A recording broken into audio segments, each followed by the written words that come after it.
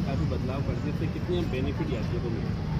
देखिए, हमारे भारत में सबसे पहले 1853 में लॉर्ड डलहौजी के समय मुंबई से ठाणे की कुछ पहली ट्रेन चली।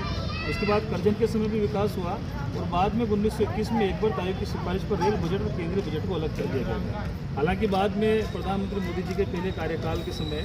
वापस रेल बजट और केंद्रीय बजट को एक कर दिया गया और वापस रेलवे को अत्यधिक सुविधाओं पूर्ण बनाने के लिए आर्थिक पैकेज भी अलग से दिया गया और वर्तमान में तो एक ऐतिहासिक कदम यहाँ पर प्रधानमंत्री मोदी जी का देखने को मिल रहा है। इसके लिए हम सब भारतवासी हमारे प्रधानमंत्री नरेंद्र भाई मोदी जी और हमारे जो केंद्रीय रेल मंत्री पीयूष गोयल जी हैं उनका आभार प्रकट करते हैं कि पहले हमें एक लंबी यहाँ पर टिकट कराने जाते तो लंबी वेटिंग मिलती थी, 80% हमारी वेटिंग में हमारे टिकट देते थे। लेकिन अब सीटों की संख्या बढ़ा दी गई, डिब्बों की संख्या बढ़ा दी गई, जिससे स्वतः ही जो वेटिंग 80% देती थी वो 25% पर आ गई और नियम भी अब तो बन गया कि वेटिंग में 25% ज़्यादा टिकट नहीं रखे जाएंगे। इसका फ़ायदा ये हुआ कि नहीं तो पहले जिसका वेटिंग में रहता था वो जाकर रिजर्वेशन डिब्बे में बैठ जाता था, तो रिजर्वेशन डिब्बे में जो टिकट कंफर्म होते थे पैसा देने के बावजूद भी उनको सुविधाएं नहीं मिल पाती थी, यात्रा में व्यवधान होता था, उनकी जो यात्रा की गोपनीयता थी वो कहीं ना कहीं भंग होती थी। और साथ ही जो फर्जी टिकट है इस पर भी इसमें लगाम लगेगी, क्योंकि अब ये कहा गया कि तत्काल टिकट भी बनेगा तो उसके लिए आधार कार्ड चाहिए, आधार पर OTP आएगा। तो इस प्रकार से जो दलाल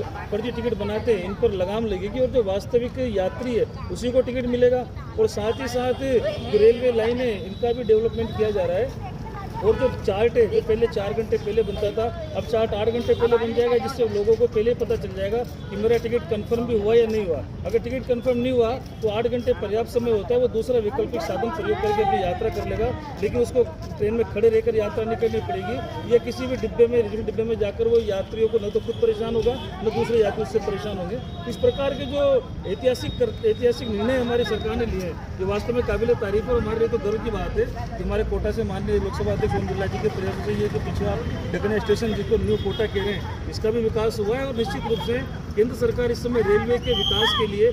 पूरी तरह संवेदनशील है, यात्रियों को अच्छी सुविधाएं मिल रही है।